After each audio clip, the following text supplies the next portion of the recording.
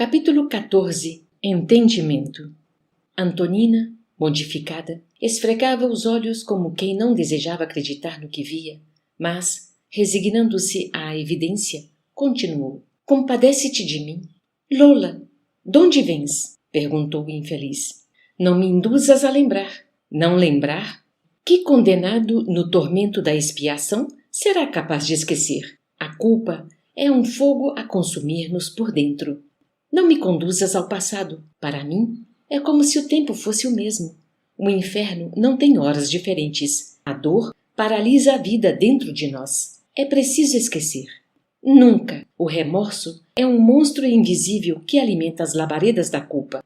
A consciência não dorme. Não me rebentes o coração. E, acaso, o meu não vive estraçalhado?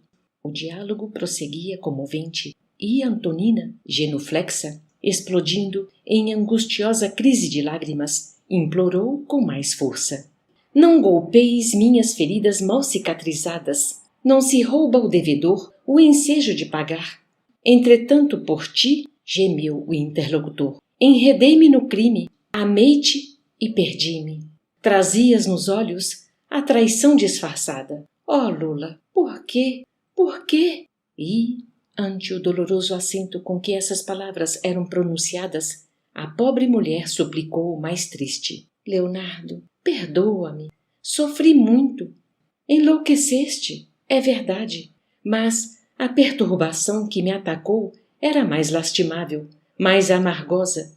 Sabes o que seja o caminho da mulher aviltada, entre o arrependimento e a aflição?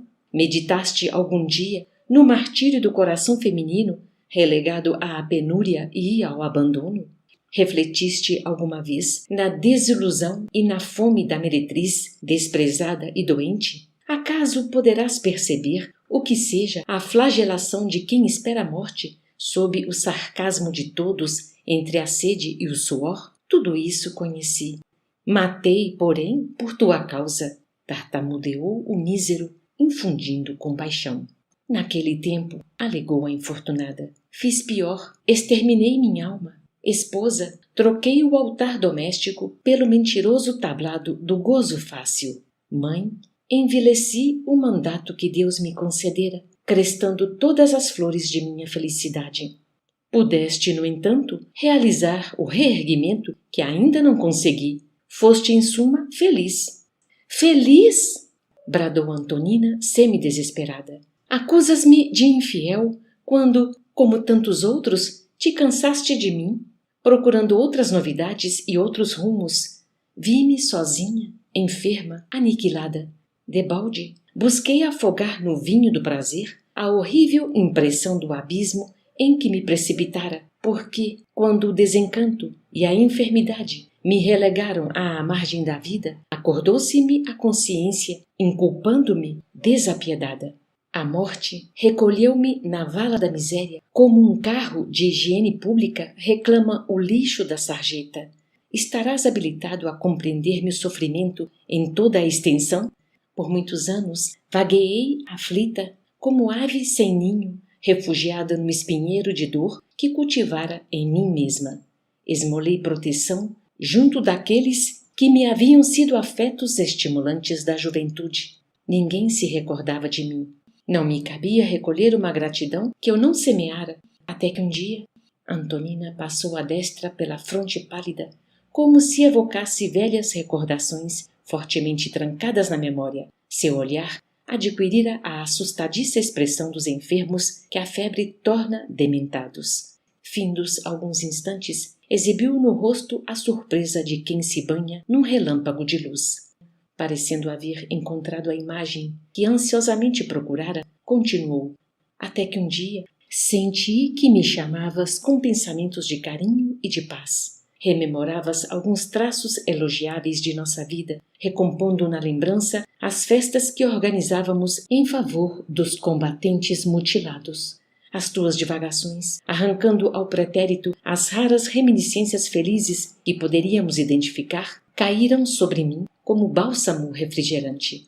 Chorei aliviada e adormeci em tua casa no aconchego da família que tiveste a ventura de constituir. Interrompeu-se Antonina, figurando-se-nos incapaz de prosseguir recordando. Via-se que esbarrara com insuperáveis impedimentos íntimos. Emudecera, torturada pela incapacidade mnemônica que a assaltara de improviso. Contudo, o nosso orientador acercou-se dela e afagou-lhe a cabeça, deixando perceber que a auxiliava magneticamente na recuperação das próprias forças. Não posso saber, gritava Leonardo, não posso saber. Desde que meu espírito foi ocupado por ele, não consigo coordenar as ideias que me são próprias. Sim, certamente sou culpado. Tens razão. Podias ter recebido meu concurso. Não me cabia pensar em ti como se fosses tão somente mulher. Mais calma, a pobre interlocutora suplicou, triste. Agora que te capacitas de minhas dificuldades, perdoa-me.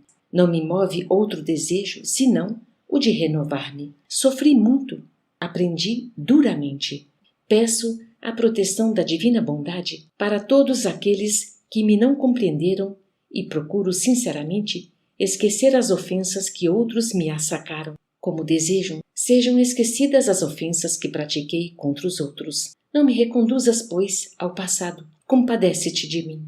Reparávamos com assombro que Leonardo e Antonina, sob o controle paternal de Clarencio, se mantinham detidos na posição vibratória em que haviam subitamente caído. Por que não se recordavam os dois do parentesco que os reunia? Nosso instrutor, assinalando-nos a indagação, socorreu-nos esclarecendo. Encontram-se ambos imobilizados em certo momento do pretérito, num encontro provocado por influência magnética. Em tais recursos utilizados por nosso plano, no tratamento salutar das moléstias da alma, determinados centros da memória se reavivam, ao passo que outros empalidecem. As sensações do presente dão lugar às sensações do passado para efeito de reajustamento perante o futuro. O fenômeno, porém, é momentâneo. Há breves minutos regressarão à consciência normal, melhorados para a boa luta. A explicação não podia ser mais satisfatória nem mais simples. O ministro continuava prestando assistência à nossa amiga, qual se Antonina não devesse avançar na faixa de lembranças. Aceitando-lhe os apelos, Leonardo como que arrefecera o ímpeto inicial de desesperação.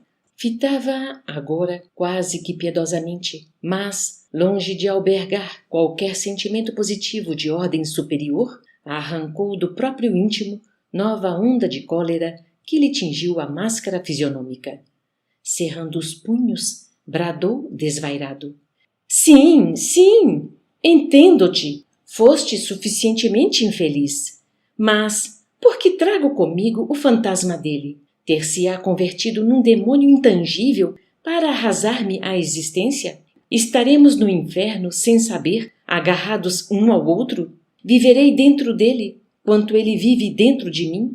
Por que não me permite o verdadeiro repouso? Se procuro dormir, desperta-me cruel. Se tento esquecer, agiganta-se-me no pensamento. Desequilibrado, Pires ergueu para o teto os punhos retesos, ensaiou alguns passos no recinto estreito e passou a clamar. Esteves, homem ou diabo, onde estiveres, em mim ou fora de mim, corporifica-te e vem. Estou pronto. Acertemos a diferença. Vítima ou carrasco, aparece, que meu pensamento te encontre e te traga, que as forças do nosso destino nos reúnam, enfim, corpo a corpo. Alguns instantes decorreram quando fomos surpreendidos pela entrada de nova personagem na sala. Era um homem de seus 35 anos presumíveis que se abeirava de nós, igualmente fora do vaso físico. Passeou no recinto esgazeado olhar, dando-nos a impressão de que não nos percebia a presença, e, ofegante e contrariado, qual se estivesse ingressando ali, constrangidamente, deteve-se apenas na contemplação de Leonardo e Antonina, reconhecendo-os estarrecido e agoniado. Clarencio, junto de nós, informou prestimoso. Sob a positiva invocação de Leonardo, Esteves, parcialmente libertado pelo sono, comparece ao desafio. O repouso noturno favorece tais entendimentos pela atração magnética mais intensivamente facilitada quando o envoltório de matéria densa exige recuperação. Notamos que os 3 protagonistas da cena que se improvisara jaziam repentinamente hipnotizados por vibrações de assombro e desespero. Leonardo, porém, dando um salto à retaguarda, bradou: "Agora sim, vieste mesmo! Vejo-te fora de minha cabeça, vejo-te como és. Liquidemos nossa conta. Risca-me dentre os vivos ou eu te riscarei." "Piedade, piedade!" suplicava Antonina, lacrimosa. Pires, no entanto, parecia não ouvi-la, sob o olhar de Esteves, que o observava com visível repugnância. Semi-apavorado e pondo-se em guarda, sacudido pelas próprias reminiscências, o recém-chegado respondeu agressivo: "Conheço-te e odeio-te! Assassino!" Engalfinhar-se-iam, sem dúvida, como animais enfurecidos, mas o nosso orientador interferiu de imediato, imobilizando-os prontamente. Tocado pelo ministro, Esteves enxergou-nos e, surpreendido, aquietou-se. Clarencio confiou-o à nossa vigilância e, dirigindo-se a Leonardo em voz segura, concitou: "Meu amigo, extirpa da mente a ideia do crime. Achas-te cansado, enfermo. Receberás a medicação de que necessita." Num átimo, ausentou-se e regressou, trazendo ao recinto 2 amigos de nosso plano, os quais transportaram Leonardo, semi-inconsciente, para um santuário de reajuste, em que mais tarde nos receberia a assistência. Em seguida, nosso instrutor acomodou Esteves na poltrona singela, recomendando-lhe esperar-nos. O novo companheiro, amedrontado, obedeceu automaticamente. Logo após, amparando Antonina, procuramos restituí-la ao quarto particular. Consideramos então que, se grande fora a aventura da pobre senhora na véspera, naquela noite, assemelhava-se desditosa a um trapo de sofrimento. Encontramos grande dificuldade para recompô-la em espírito e para religá-la à vestimenta carnal quase inerte.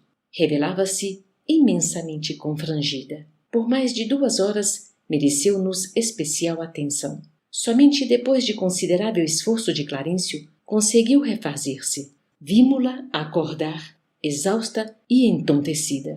Algo aliviada, Antonina acreditou-se liberta de estranho pesadelo. Ainda assim, sem saber explicar a razão, torturada e apreensiva, continuava soluçando.